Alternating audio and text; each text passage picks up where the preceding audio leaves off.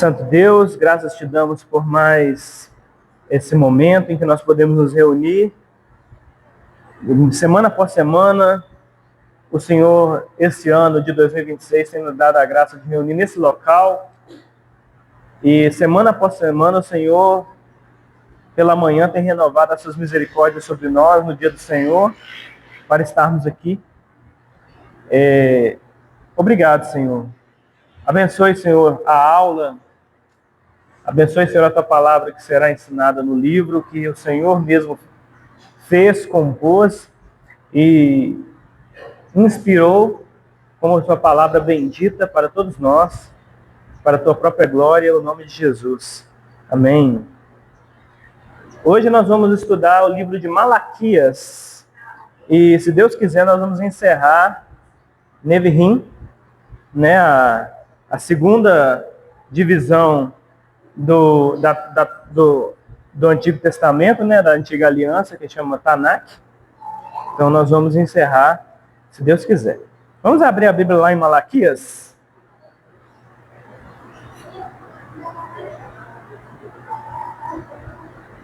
Malaquias 1:1. Vamos ler, aí a partir daí nós podemos começar mesmo. Malaquias capítulo 1, versículo 1.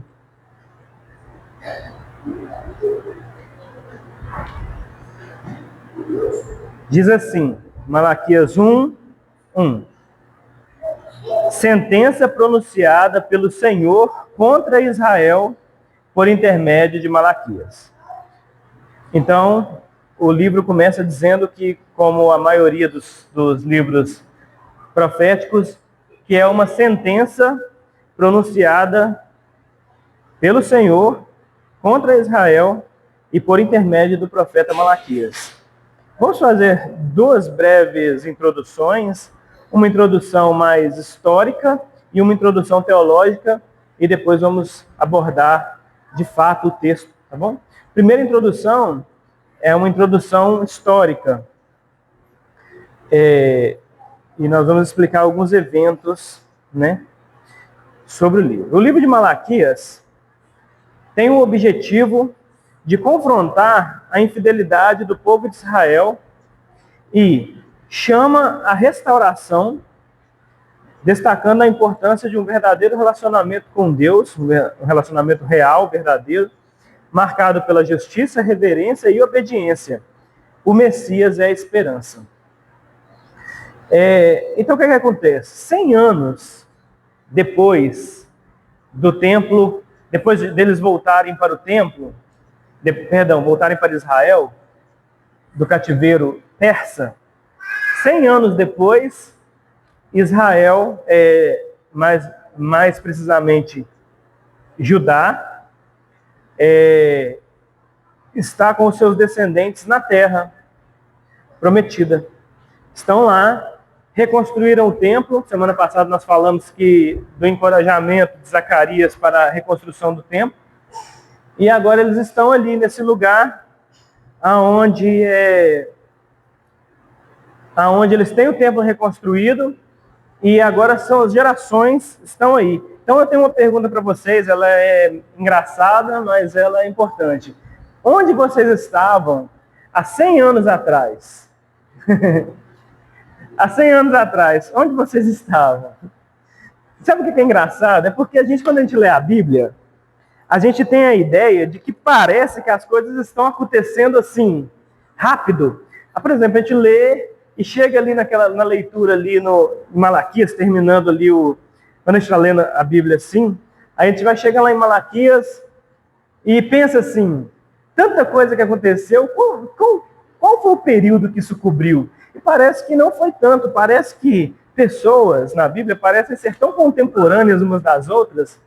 Por exemplo, parece que Davi está vivendo quase junto com Josué ali, e parece que o reinado de Salomão também é dentro ali do reinado de Davi, mas não é. Passam-se anos desses eventos, principalmente nos profetas menores. Os profetas menores, ao mesmo tempo que você está falando de um profeta que é contemporâneo ao outro, você está falando de um, por exemplo, Malaquias, que 100 anos é muito tempo, depois do profeta Zacarias, que nós estudamos semana passada. Então, nós temos que ter a compreensão, Laís, a gente tem que compreender que períodos de tempo muito grandes passam. E temos que entender a mensagem dentro desses períodos de tempo. Então, por que Deus está falando isso com Judá 100 anos depois deles retornarem do exílio e aproximadamente 80 a 90 anos depois de eles reconstruírem o templo? Porque, como eu disse, onde vocês estavam há 100 anos atrás? Eu perguntaria de novo com uma pergunta um pouco mais, assim, mais palatável. Como o coração de vocês estaria há 100 anos atrás? Vocês acham que há 100 anos atrás, se vocês vivessem há 100 anos atrás, vocês viveriam da mesma forma que vocês vivem hoje? A forma de vocês adorarem a Deus, a fidelidade para com Deus, a animosidade, seria a mesma 100 anos atrás? 300 anos atrás, 600 anos atrás, 1000. Se você vivesse na época de Jesus, você acha que você seria uma pessoa tão fervorosa para com Deus? Ou você acha que nessa época é mais fácil ser fervoroso para com Deus? Nessa época é mais tranquilo? Ou virá uma época em que será mais tranquilo ser servo de Deus, será melhor, mais fácil? Então, é isso que, na verdade, essa é uma pergunta meio que retórica. É isso que nós temos que ter em mente quando nós vamos ver esses grandes períodos de tempo sendo tratados para nós. Então, após o exílio, o povo já estava de volta à terra fazia 100 anos. Mas mesmo assim, aí eu pergunto a vocês, como que vocês acham que eles estavam? E é uma pergunta bem mais retórica do que a anterior, porque temos o texto já diz. Como vocês acham que eles estavam? Eles estavam melhores do que há 100 anos atrás? Eles estavam mais fervorosos? Eles estavam mais prontos a servir a Deus? O culto estava melhor? Quem quer responder? E é só ler os 4 próximos versículos, vocês vão ver.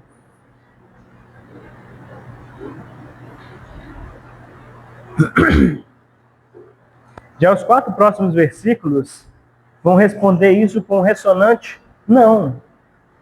Eles não eram mais fervorosos. Eles estavam desanimados. Eles estavam frios. Eles duvidavam de Deus. Eles não confiavam em Deus.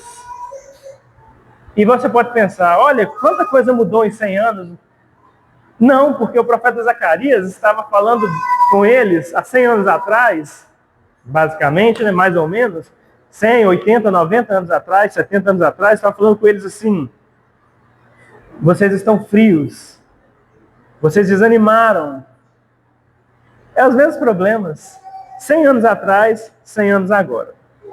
Então esse é o contexto mais geral do livro e a situação atual das pessoas de Israel na época do profeta Malaquias, 100 anos depois de retornar do exílio. E não são 100 anos, gente, sofrendo, escravos mais. Eles estão livres, tecnicamente, na terra. Eles, é claro, ainda prestam contas à Pérsia, mas eles, de certa forma, estão livres. Então Deus levanta o profeta Malaquias, chamando ao arrependimento, confrontando o pecado e despertando o povo. Os pecados principais, antes de eu entrar nesses pecados principais, vamos continuar a nossa abordagem, nossa introdução histórica. Nossa introdução histórica do livro. Então, 100 anos depois, muita coisa mudou. O templo está construído. Nós ainda não vimos isso, porque isso será visto só em Esdras. Nós já vamos chegar lá, se Deus quiser, nas próximas semanas. Mas o templo não era aquilo que eles pensavam que seria, esteticamente falando. Esteticamente falando, O templo não ficou tão agradável quanto o esperado. Por isso que, quando o templo termina de ser construído, pessoas choram e pessoas celebram no mesmo dia. As pessoas que choram, as pessoas que celebram por ter um templo em Israel, e as pessoas que choram porque viram o templo anterior, provavelmente idosos, que estavam presentes lá, na época do templo glorioso, cheio de ouro e tudo, e viram o novo templo e falaram, não é a mesma coisa. Era melhor os tempos passados do que os tempos atuais, é isso. E então, 100 anos depois, esse templo esse templo não tão pomposo esteticamente, é o templo que eles têm para adorar, e eles estão usando como local de culto à adoração a Deus. E então, o profeta Malaquias, Deus, através do profeta Malaquias, vai confrontar a infidelidade do povo de Israel e fazer esse chamado à restauração, destacando a importância de um verdadeiro relacionamento com Deus, como eu disse, marcado pela essa justiça e obediência e reverência, e tendo o Messias como esperança. Então, desde os tempos dos vossos pais, vós desviastes dos meus estatutos e não guardastes. Perdão, só um minuto. Vou voltar aqui um pouco. Então, Malaquias, que esse profeta do Senhor, seu nome significa mensageiro, meu mensageiro. E o livro ele pode ser dividido em 3 grandes partes. Outras pessoas dividem em 6. Mas essa divisão ela não é tão importante no final das contas. Eu dividi em 6, mas são 3 grandes partes também. Porque cada parte é dividida em 2 questionamentos, e esses 2 questionamentos eles trabalham juntos. Então a primeira parte das 3 grandes divisões é a compaixão de Deus para o seu povo. A segunda parte é a reclamação de Deus para o seu povo. A reclamação de Deus envolve a desonestidade, infidelidade, casamentos mistos, divórcio, impiedade, roubo, arrogância, e a vinda de João Batista é anunciada. E a terceira parte, Deus anuncia a condenação para Israel. O povo continua ímpio. E então essa é a introdução histórica do livro, é o que o livro vai abordar. E agora vamos a uma introdução mais teológica para a gente partir para o livro em si. Deus levanta o profeta Malaquias com seu nome, meu mensageiro, e ele chama a esse arrependimento. E ele denuncia esses principais pecados, mas o tema central que o livro vai abordar, e os irmãos vão perceber isso muito, é a aliança. O livro final da Escritura do Antigo Testamento vai abordar como nunca a aliança com Deus. Nós vamos ver isso. Deus é fiel à sua aliança e o povo não. E então nos é anunciada a promessa de um mensageiro, como o próprio Malaquias, né? E esse mensageiro é o Messias. Então Deus chama o povo a voltar para ele, mesmo em tempos difíceis, Deus é fiel. Agora vamos lá. Do versículo 1 até o versículo 5, nós vamos iniciar a nossa percepção de como que é a divisão do livro de Malaquias, e vamos fazer algumas perguntas para os irmãos poderem estar respondendo. O livro do profeta, que viveu esses 100 anos depois que eles regressaram do exílio babilônico, agora exílio persa, se dirigiu às pessoas que estavam morando em Jerusalém. O templo tinham reconstruído, mas as coisas não estavam indo bem, como lá em Esdras e Neemias. Quando os israelitas regressam do exílio, eles regressam com uma esperança muito alta. Eles regressam com muita alegria, diferente de quando eles foram, chorando, mas eles regressam com muita alegria. Eles queriam voltar, reconstruir suas casas, reconstruir o templo, reconstruir suas vidas. Muitas dessas pessoas Aí a gente usa um exercício de empatia aqui, que é o seguinte: quando eles foram capturados, não foi uma coisa bonita, não foi tipo assim, separa a família do Wesley. Vamos pegar a família do Wesley inteira, tá? Anota os nomes, é quem? É o Wesley, a Catarina, é também o Estevão e a Raquel. Nós pegamos eles, colocamos no mesmo grupo de refugiados e enviamos para a mesma cidade. Não foi assim. O Wesley estava na batalha e ele foi morto. E aí eles pegaram a filha dele e levaram para ser escrava de alguém. E o filho, se eles não se importassem, podia ser largado lá. E a esposa também se tornava escrava de alguém. Na maioria dos casos foi assim. Então as pessoas elas foram separadas de sua família. Nós temos um relato, por exemplo, de que Naamã tinha ficado com uma menina como escrava na sua casa. Essa menina provavelmente é família. E o que aconteceu com sua família nós não sabemos. Então, quando eles vão para lá, as vidas deles são totalmente desfiguradas, destruídas. Totalmente. Toda batalha e guerra é assim. E então pense que isso aconteceu. E agora eles estão retornando para casa. Ao retornar para casa, com família, no exílio, provavelmente eles tentaram se reunir, casaram-se, tudo, voltam para casa. E agora eles têm esperança de quê? Em casa, reconstruir a vida. Reconstruir a vida. E então as esperanças são altas, mas...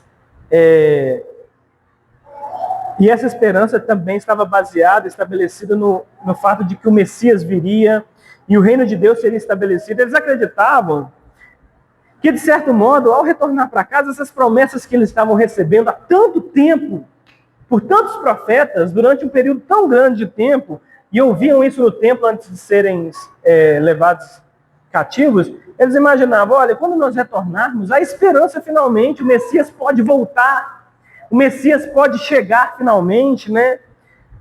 Nós podemos ser restaurados como uma nação, um povo escolhido de Deus, uma nação da aliança.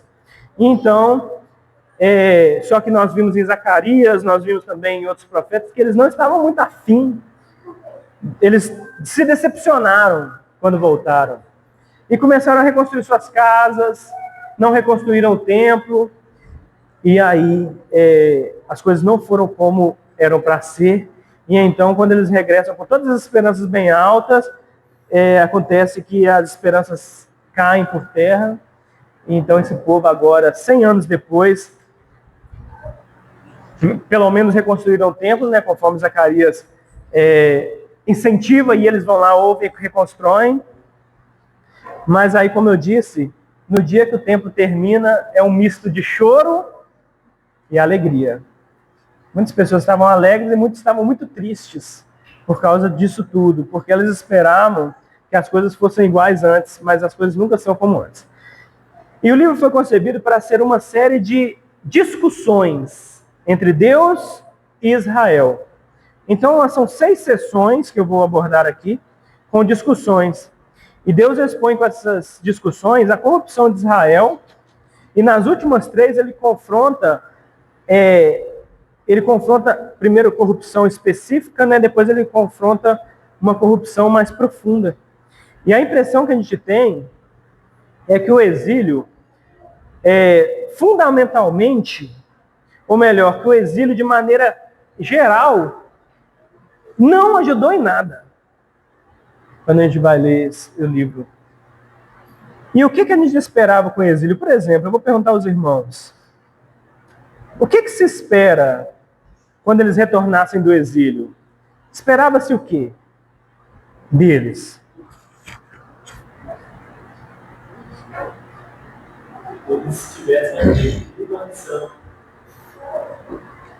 Que eles tivessem aprendido a lição. Que através do exílio, eles pudessem aprender, né, como se comportar, como viver em relação a Deus. Mas aí eu pergunto a vocês, de que maneira específica a gente pode aprender uma lição?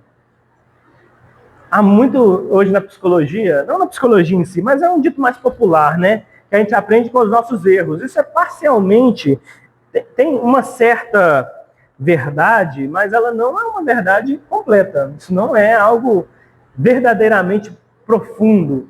Não se deve tratar assim. Nós não aprendemos com os erros. Se você errar, você vai continuar errando, até o momento em que aquilo que é o certo aparece.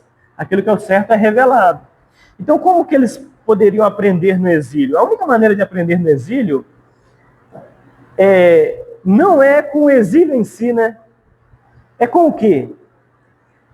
É com a meditação, na verdade, que o exílio trouxe, que foi revelado anteriormente por outros profetas. Os outros profetas anunciaram várias vezes: vocês vão ser exilados. Eu vou trazer uma nação para poder capturar vocês. Por quê? Por causa disso. E eles não mudaram. E são sempre as mesmas coisas: infidelidade, adultério, injustiça, idolatria. Sempre os mesmos temas. 100 anos depois, 1000 anos antes, Deus estava tratando isso. 1500 anos antes, Deus estava tratando isso com Moisés. Depois, 500 anos depois, com Davi. 1000 anos depois, estava tratando com esse povo. É assim sempre. E agora, 100 anos depois, Deus vai chamar um outro profeta para tratar os mesmos assuntos, as mesmas coisas. Então, onde vocês estavam 100 anos atrás?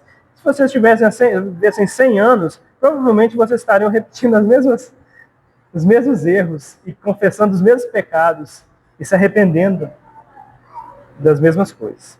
Então, vamos aos debates do livro, para nós avançarmos. Debate 1. Debate 1 está presente no capítulo 1, do versículo 2 ao 5. E ele fala a respeito do amor de Deus sendo questionado. Então ele começa dizendo assim: eu vos tenho amado, diz o Senhor. Mas vós dizeis, ou seja, Deus está afirmando: eu vos tenho amado, diz o Senhor. Mas vós dizeis: em que nos tem amado?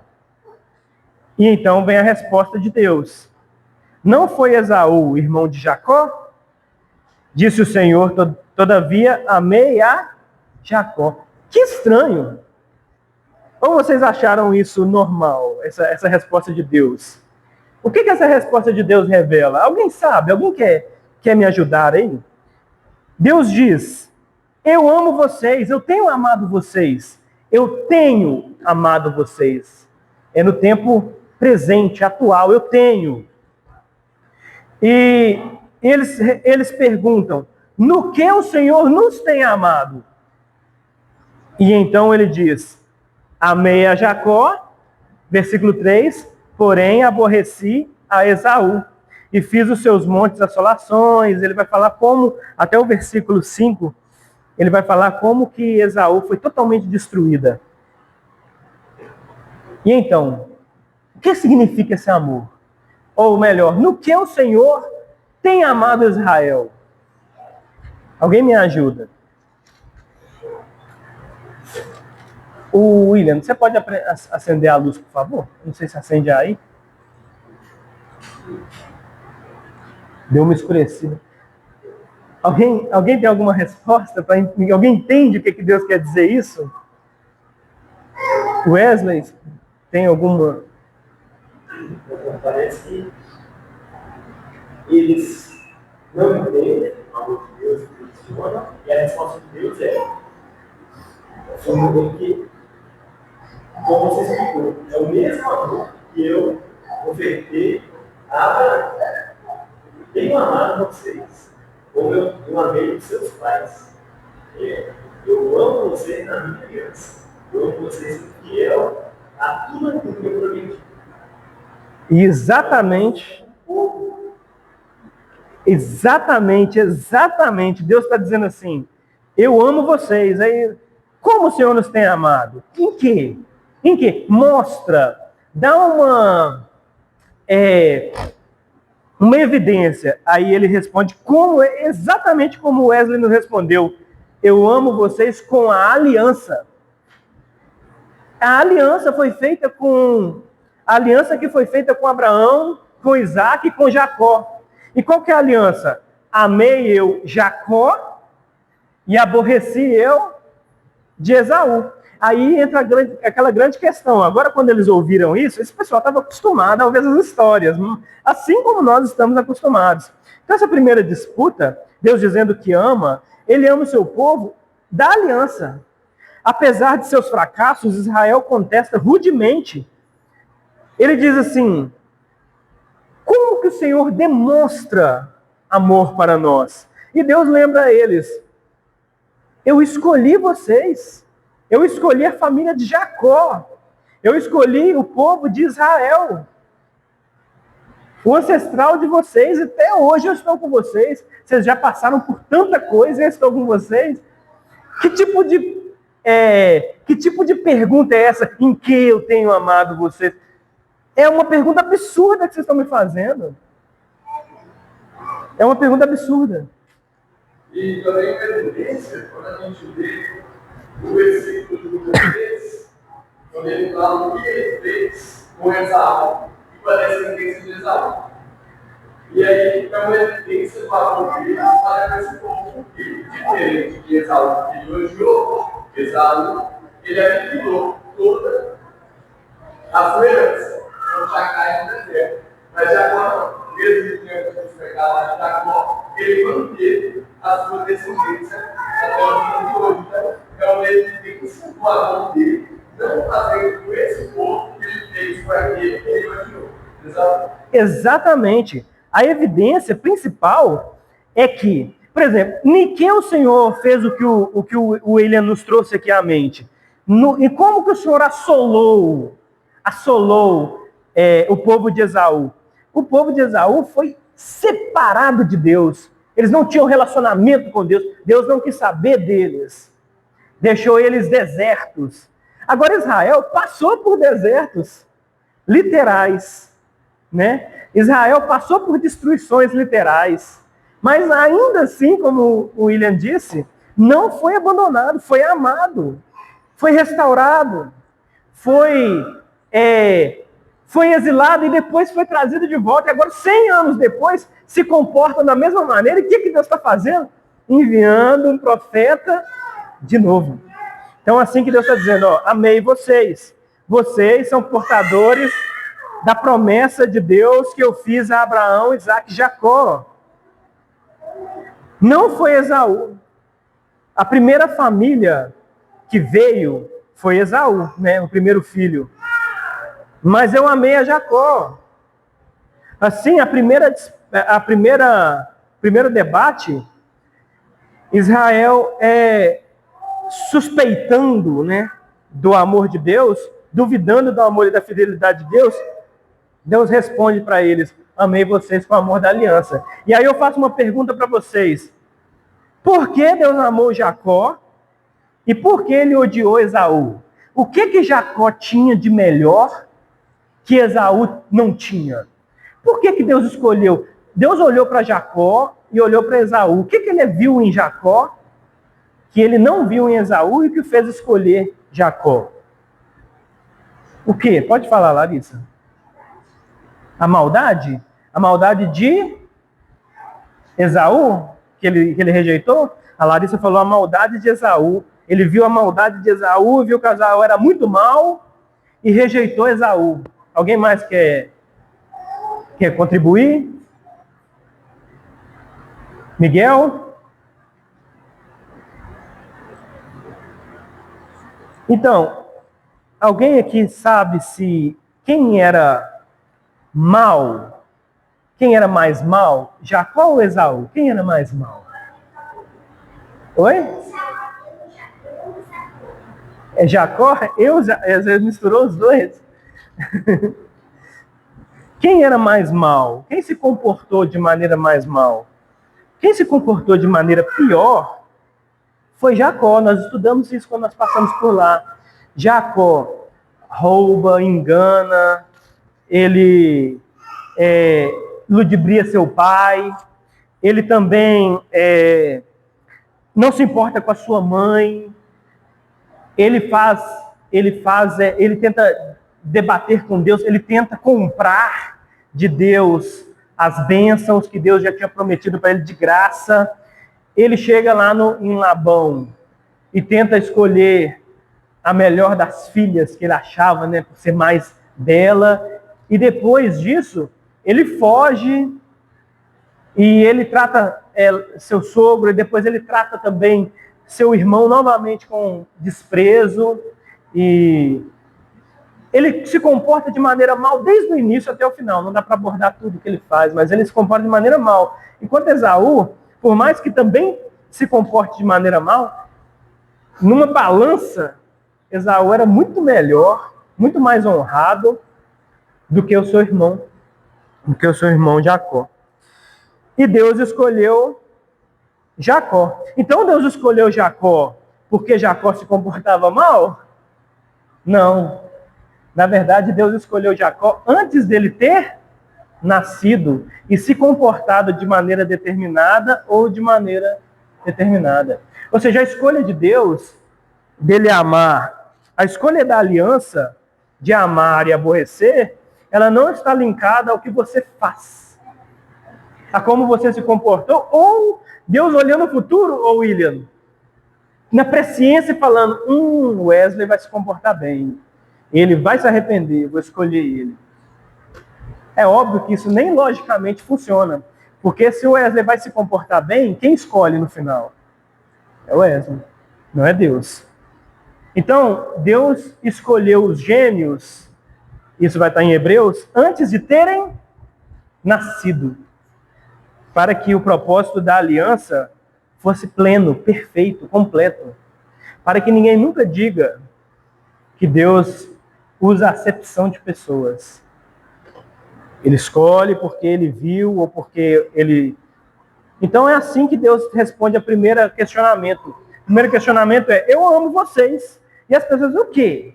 Como? Nossa, tudo está ruim para nós. Eles têm várias questões atuais, né? Nós não colhemos, nós não... É sempre as mesmas coisas. Nós não damos à luz, nós não estamos colhendo bem, nós estamos prosperando. Aí Deus fala, não é assim. Eu amo vocês em primeiro lugar com o amor da aliança. Então esse é o primeiro debate. Resumidamente, essa primeira resposta, eu amo vocês, não destruindo vocês. Completamente. Isso. Vocês não vocês como cristãos da hoje. E quando a gente olha para as dúvidas quanto à salvação moderna, a minha mesmo, qualquer sorte de gente que pensa que foi participa da salvação e que acha injusto Deus escolher o lugar do povo, a resposta é dele. Que Deus nos tem amado. Não por isso não somos não naturalmente e eternamente. Esse é o amor de Deus, da aliança. Por ele próprio, ele nos poupa em Jeremias da palavra. A misericórdia do Senhor são matados pelos seus consumidos. Esse é o amor da aliança. O amor da aliança é um amor do qual Deus está amarrado a nós. Deus está aprisionado a nós com um grilhão de amor, com um grilhão de misericórdia, com uma corda de misericórdia, uma corda de amor. Ele se amarrou a nós e ele nunca solta, ele nunca desata essa corda. Nós estamos para sempre conectados a Deus, aqueles que estão na aliança, para sempre. Então inicia-se o segundo debate. Nós vamos tratar hoje, acho que nós vamos tratar só esses dois debates, e domingo que vem nós tratamos os outros debates, porque já chegamos no tempo, né? O segundo debate é muito mais interessante, porque Deus, no primeiro debate, Deus faz uma pergunta simples, eu tenho amado vocês, e que gera uma resposta, no quê? E então ele dá aquela resposta da aliança. Agora Deus faz meio como uma inversão. Primeiro versículo, ele faz a pergunta, dona Célia, ele faz a pergunta, as pessoas respondem, e aí ele explica. Já no segundo debate, ele explica para depois fazer a pergunta. Então ele explica, olha só, como ele vai explicar. Versículo 6. O filho honra o pai, e o servo ao seu senhor. Se eu sou o pai, onde está a minha honra?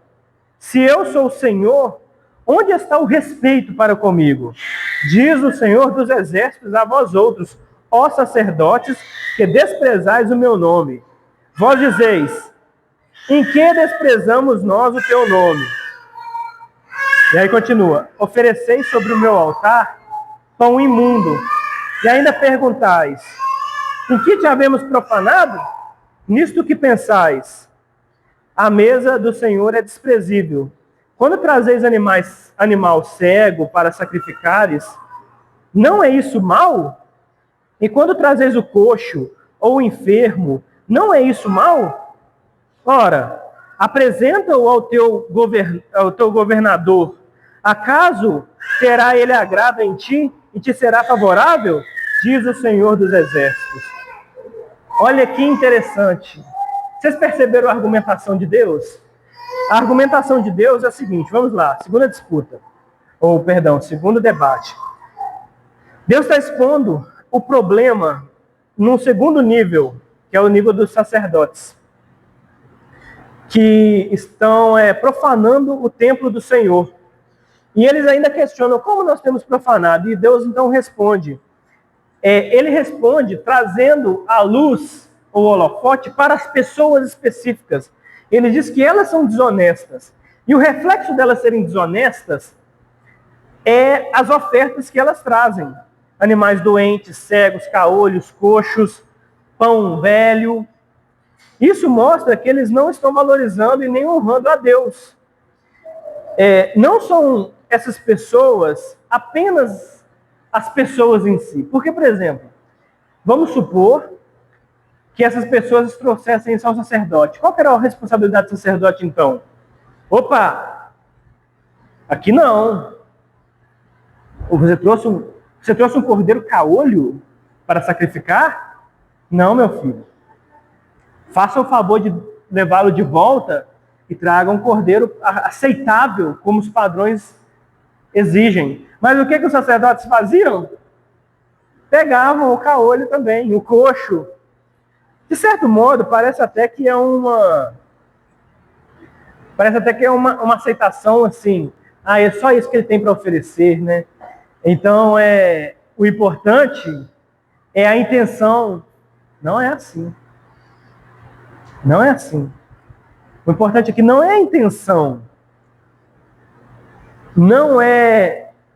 O importante é como que a sua intenção está conectada com a ordenança. Ou como que a sua intenção está conectada em amor com a obediência daquilo que é o correto a se fazer. Então, não só as pessoas traziam, mas os sacerdotes que administravam as coisas toleravam e participavam dessa corrupção. Então, ou seja, de baixo para cima era trazida a oferta, mas de cima para baixo era aceito.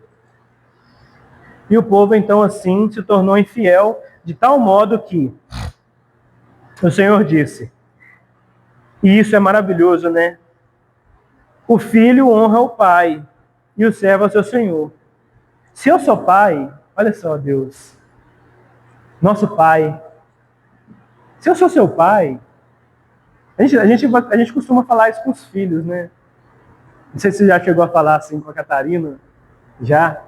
Eu sou seu pai. Me respeite. Eu já falei diversas vezes com os meninos, né? É uma coisa que vai ficar comum à medida que você vai crescendo. Eu sou sua mãe, né, Raquel? Eu sou sua mãe, você tem que me respeitar. Deus está falando para nós. Eu vou encerrar por aqui hoje. E nós ficamos nessa aplicação. E até domingo que vem nós até desenvolvemos melhor ela. Mas eu sou seu pai. Me respeite. Onde está a minha honra? Deus, eu ouço isso daqui, meio que bate forte na gente, né? Deus fala, eu sou seu pai. Eu adotei vocês são meus filhos, cadê a minha honra como um pai? Eu sou Senhor. Né? Porque as coisas não são assim, né? Deus é meu pai, meu paizão, meu pai. Mas ele é Senhor. Ele está trazendo as complexidades do seu caráter. Eu sou Senhor. Cadê o respeito para comigo como Senhor? Diz o Senhor dos Exércitos. Então, ao tratar as coisas de Deus dessa maneira, eles estavam desonrando a Deus como Pai e não o respeitando como Senhor, né? Ou seja, não estavam amando como o Pai que Ele é e nem respeitando as suas ordens como as ordens dadas por um Senhor que Ele é, né? Então, a desconexão ela é no coração e nas ações. E no final das contas, meus irmãos, nós vamos parar por aqui, domingo que vem nós desenvolvemos mais, se Deus quiser. No final das contas,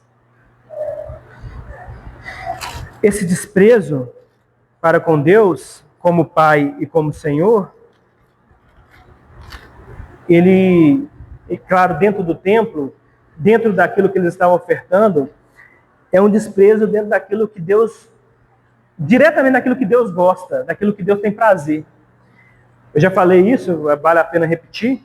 Quando você conhece alguém e você sabe o que essa pessoa gosta, o que ela tem prazer, e quando você vive muito tempo com alguém, você começa a tomar os gostos dessa pessoa, principalmente na questão de casamento, né? Você casa com uma pessoa, aí tem coisas que você não consegue gostar.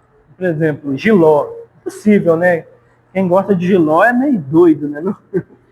Tô brincando, irmãos, mas a Lohane, minha esposa, gosta muito. Eu detesto, não é possível comer jiló, né? Mas enfim. Mas há outras coisas que a Lohane gosta que eu fui com o tempo começando a passar a gostar. Fui pegando ela, também passou a gostar de certas coisas que eu gosto. E assim, o relacionamento funciona. Mas não é porque eu não gosto de jiló que eu não compro na feira para ela poder comer. Com prazer, porque eu sei que ela gosta muito.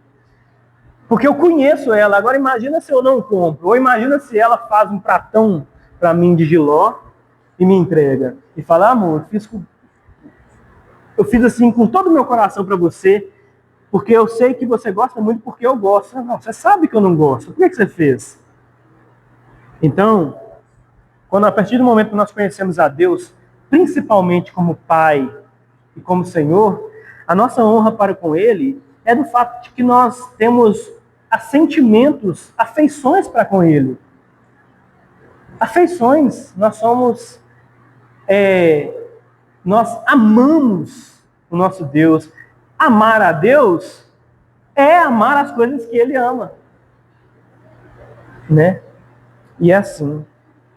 E quando nós não fazemos assim, nós não estamos nem o honrando como Pai, o amando como Pai, e nem como Senhor. Alguém tem alguma pergunta, algum comentário? Nós vamos encerrar por aqui hoje. Para fazer.